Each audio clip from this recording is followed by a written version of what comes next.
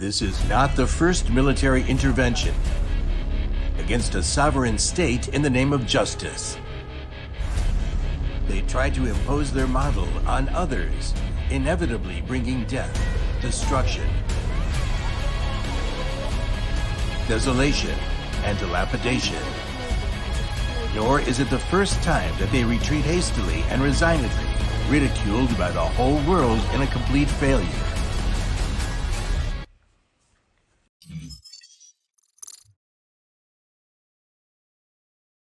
Good afternoon.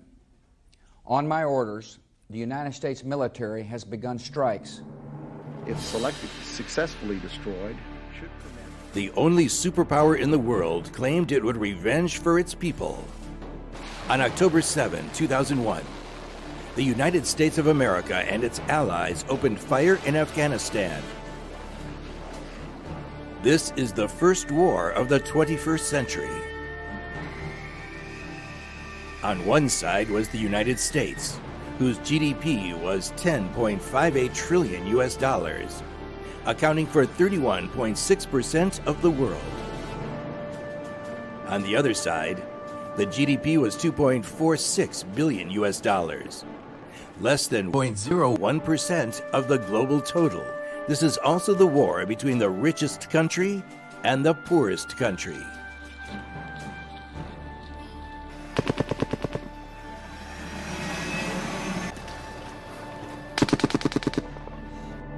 First, it was the Special Operations Force Squad who infiltrated quietly. Then the Marine Corps, the Army, and Airborne Division. The Americans quickly dominated the ground. In 1 year, the Bagram base changed from an airport with only an old runway to one of the most powerful military fortresses in the world. At its peak, it had 40,000 soldiers stationed and supported 140,000 operations a year. Carrying more than 7 tons of ammunition, the F-15 and F-16 fighters can destroy a town at a time. Carrying machine guns that can fire more than 600 rounds a minute, the Apache attack helicopters can tear a crowd apart in seconds. Through the giant C-130 and C-17 transport aircrafts, weapons, food, medicine, clothing were continuously transported to Afghanistan. The United States spent more than $2 trillion US dollars on this war. The Obamacare, aiming at achieving universal health coverage, cost just $940 billion US dollars and was rejected. The United States owes more than $3 billion US dollars to the United Nations, UNESCO, and WHO. The money was originally planned to be invested in poverty reduction, education, and medical services in the world's poorest regions. The frontline operational bases, like the fortresses established by the ancient Roman army in Germania, were spread over the barren land of Afghanistan. Soldiers, civilians, contractors, and merchants gathered here. The hospitals, churches, shops, and stadiums supported the invasion of an empire into another country. At its peak, there were more than 50 frontline operational bases operating in Afghanistan to support American infantry's patrols and fights in remote areas.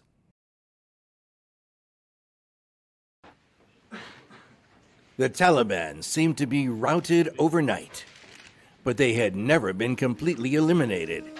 They just left Afghanistan or hid in the countryside.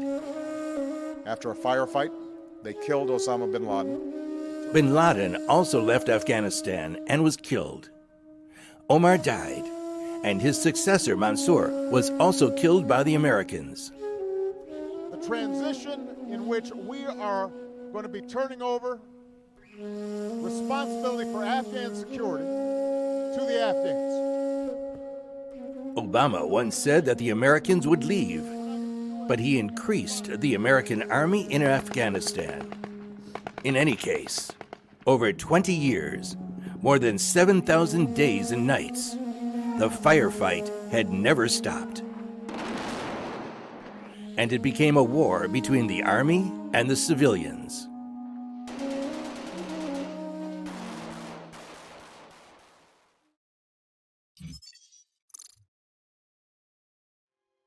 We're at a point where we clearly have moved from major combat activity to a period of stability and stabilization and reconstruction and activities. The Americans are determined to bring their own political system to Afghanistan, a country with completely different history, culture, and circumstances. And they did establish an elected government in Afghanistan. But the right to life is the most fundamental right of the Afghan people. These are the fatal attacks in Afghanistan in 20 years. American researchers believe that the war in Afghanistan had cost about 241,000 deaths, including more than 71,000 civilians. However, the number of deaths due to diseases, lack of access to food, water, infrastructure, and the indirect effects of war cannot be accurately counted. On a field road not far from the village in Kunduz, northeast Afghanistan, more than 90 civilians were killed in missiles fired by American F-15E fighter jets supporting the German army. In the end, Germany announced that it would pay $5,000 to each victim's family.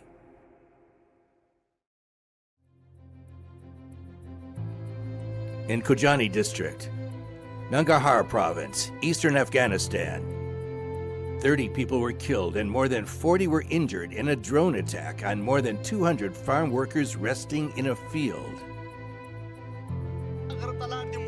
These people were working in the fields, making very little money.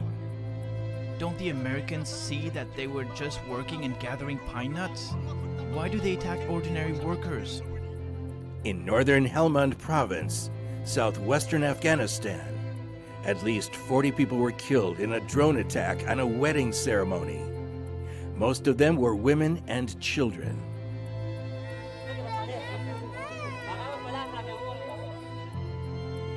By the first quarter of 2019, the number of civilians killed by U.S. and the coalition operations had surpassed the number of civilians killed by rebel attacks. Now, Army First Lieutenant Clint Lawrence is a free man. The killers were pardoned by the President of the United States and were not even deprived of military honor. Hospitals were also bombed. At Kunduz Hospital, 30 people died. Many were shot and killed by planes after escaping from the burning building.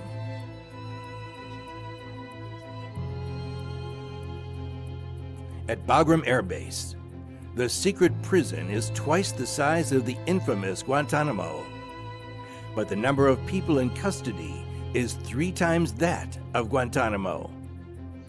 When prosecutors of the International Criminal Court wanted to investigate these war crimes, the United States declared it would boycott these actions to uphold human rights. You should not assume that you will still have or will get a visa, or that you will be permitted to enter the United States. Many people have lost their lives and many more have been displaced. Now, 18.4 million of the 37 million population in Afghanistan are facing the shortage of food, drinking water, and medical care, and need humanitarian assistance. More than 6.7 million people have become refugees.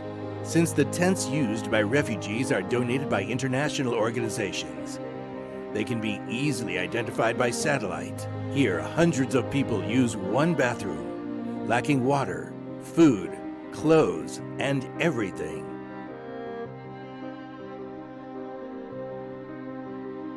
This is the place where human rights are violated the most on this planet. And it has also become a breeding ground for terrorism and extremist religious forces. However, the perpetrators claimed they would give the Afghan people freedom and democratic rights, and therefore implemented military intervention. What they have destroyed is not only human lives, but the future of a country and generations of its people. After 20 years, the Afghan people have lost faith in the democracy and freedom promised by the Americans. In the 2019 presidential election, only 1.8 million people voted.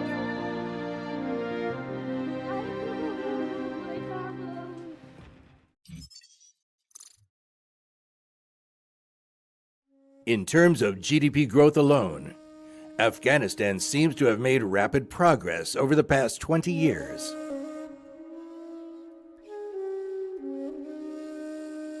But behind the development is the consumption stimulus from foreign troops and foreign aid that accounts for more than 40% of GDP. For a country, the foundation for survival and life of its future generations has been destroyed. In Kabul province, as the Kharez was abandoned and thus no longer covered and maintained, satellites observed a series of circular holes on the ground. As early as over 1,000 years ago, the wise Afghan people had carried out underground irrigation. But today, up to 70% of Kharez may have been abandoned.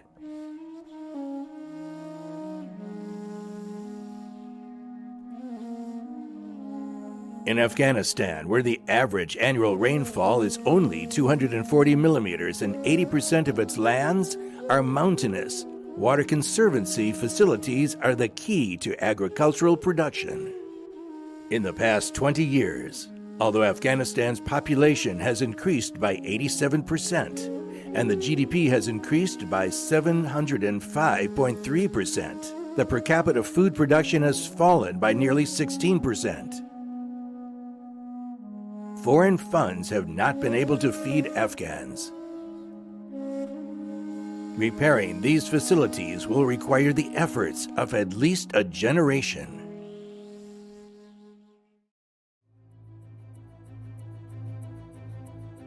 Enveloping almost all of Afghanistan, the sandstorms can be clearly seen from more than 500 kilometers away in space.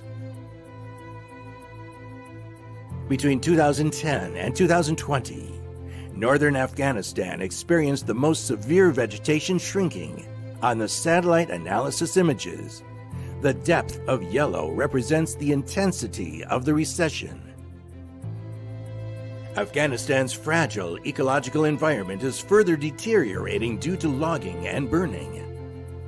This is a devastating consequence that may not be repaired in a generation. The lack of vegetation makes water not only more scarce during droughts, but also more prone to cause flood during rainy seasons.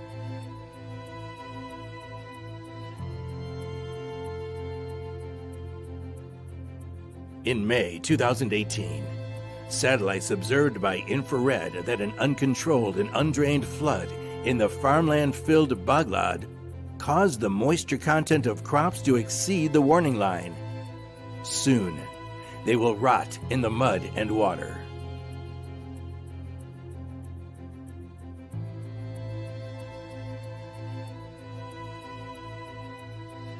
Deforestation has also increased landslides. In May 2014, landslides killed more than 1,000 people in Badakhshan province, northeastern Afghanistan. Due to the lack of an effective management and disaster mobilization system, there was only one excavator on site to carry out rescue operations for a long time. Agricultural production has regressed, while the development of Afghanistan's vast mining resources has been stagnating. Ajak Iron Mine, with a deposit stretching for 32 kilometers, is the largest undeveloped iron mine in Asia. In 2011, Indian and Canadian companies won the bid. But nearly a decade later, there is still no sign of development from satellite images. No hardened roads, buildings, and other infrastructure are identified here.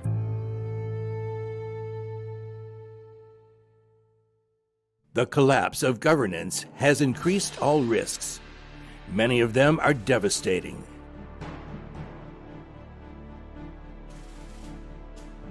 On February 13, 2021, hundreds of tankers waiting on the Afghanistan-Iran border were destroyed by fire.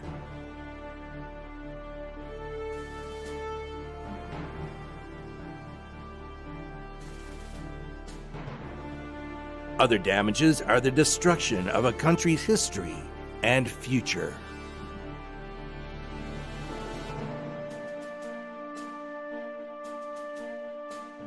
Constructed at the end of the 4th century BC, this is the ancient city of Afgan in northeastern Afghanistan. From the historical images, it can be found that Greek-style buildings, temples, palaces, arenas, amphitheaters were all over here.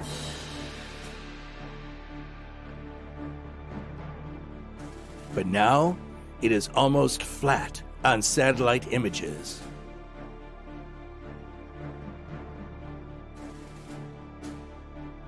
Many people said that Afghanistan is a country without a future. But all this comes from the longest war.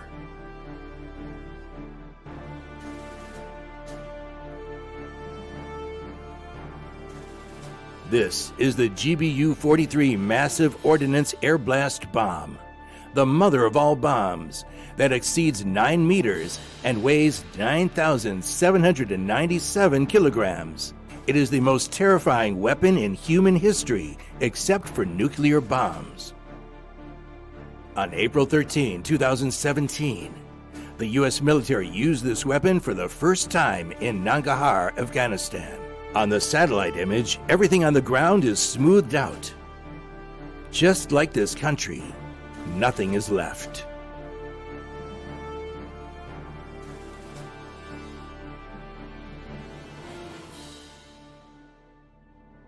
We will also support programs to train new police officers and to help establish and train an Afghanistan national military. The United States is also committed to playing a leading role in the reconstruction of Afghanistan. Our mission in Afghanistan was never supposed to have been nation building. It was never supposed to be creating a unified, centralized democracy.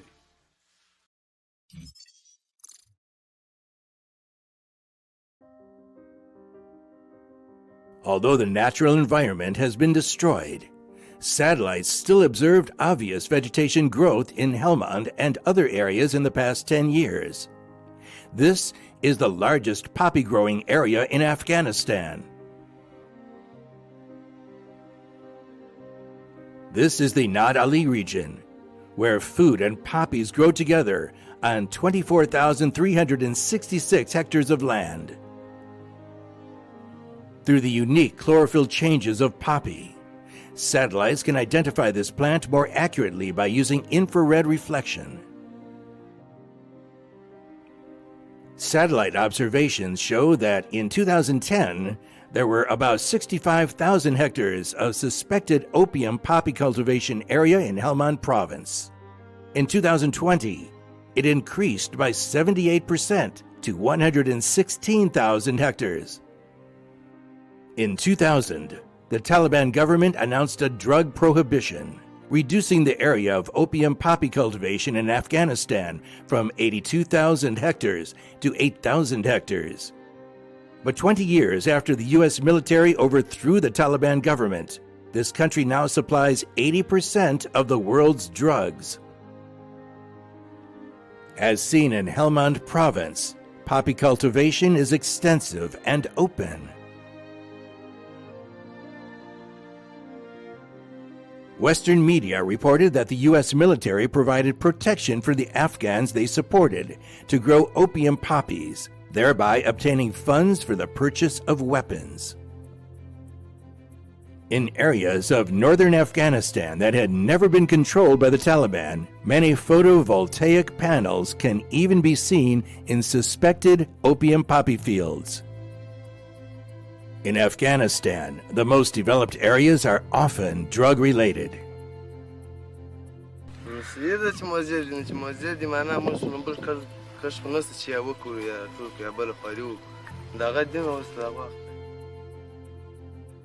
This is the Musaburg area in the northern part of Helmand province. Since 2013, the drug factories, trading venues, and the entire city in the Musaburg area have been developing rapidly.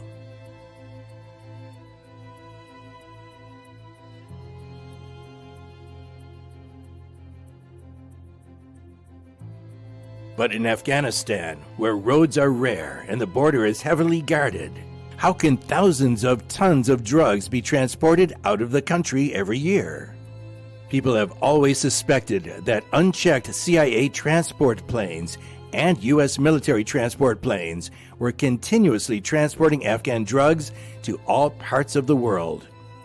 Because they are the largest transport force in Afghanistan, and no one else has such capabilities.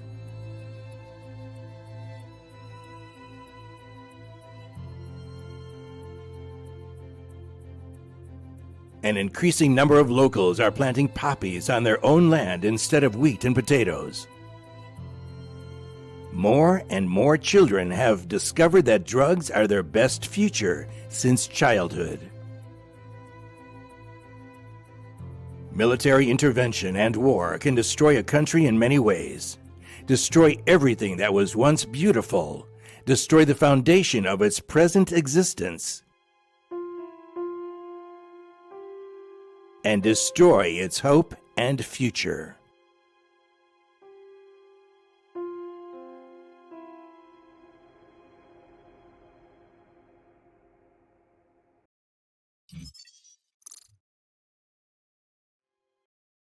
But we will shift into a support role as Afghans step forward. As we do, our troops will be coming home. Had tremendous success in Afghanistan in the killing of terrorists, but it's time, after all these years, to go and to bring our people back home. 2 U.S. presidents once said that the U.S. military should leave Afghanistan, but they stayed in this country for another 10 years. On October 3, 2009, Kandesh, Nuristan province, a U.S. military post was attacked, killing 8 U.S. soldiers and wounding 22 others.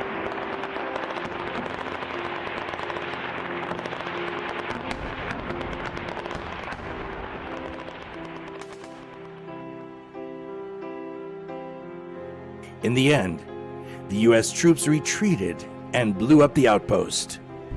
Lance Corporal Benjamin W. Smith. Honor the dead. In the 20 years, more than 2,400 U.S. soldiers were killed in Afghanistan. More than 20,000 were injured, and more than 3,800 U.S. security employees died. But the victory seems to be getting farther and farther away. I've concluded that it's time to end America's longest war. It's time for American troops to come home. The United States will begin our final withdrawal, begin it on May 1 of this year.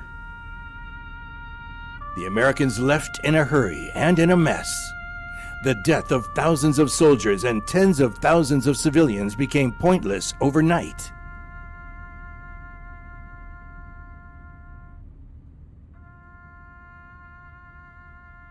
Even the most steadfast ally of the United States cannot accept such a defeat. And the trouble with this decision is that our friends are now anxious, but it's not just about the Afghan people, it's about us and our security. So this is a shame on all of us, not just America, but also the whole of NATO. The reason for our current situation is that the decision was taken abruptly. Except for U.S. military equipment and U.S. soldiers, the entire evacuation was disorderly, panicked, and chaotic. The Afghans, who have fought alongside U.S. soldiers for the past 20 years, have also been abandoned. My mother has been inside the airport for the last 6 days, but the rest of our family is stuck outside because of all the people at the gate. There's no information. The US shouldn't have announced anything if they weren't able to take people out.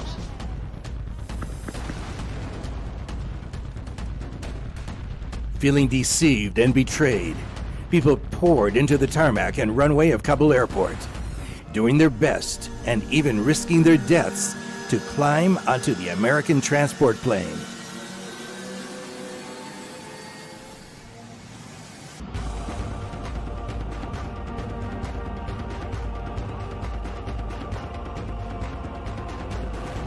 The U.S. troops suffered the biggest casualties in Afghanistan in the past decade during this retreat. In the past 20 years, the U.S. military has simultaneously launched invasions and military interventions in several countries, but now cannot guarantee their safe evacuation. And their enemies even do not have equipment such as tanks and fighter jets.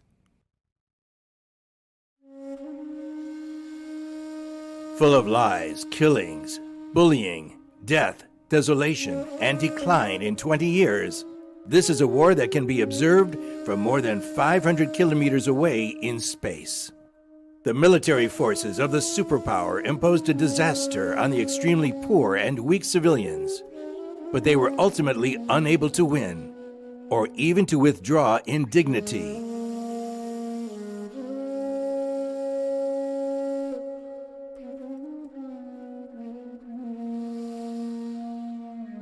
This is the longest war in U.S. history, and the Saigon moment has not passed away.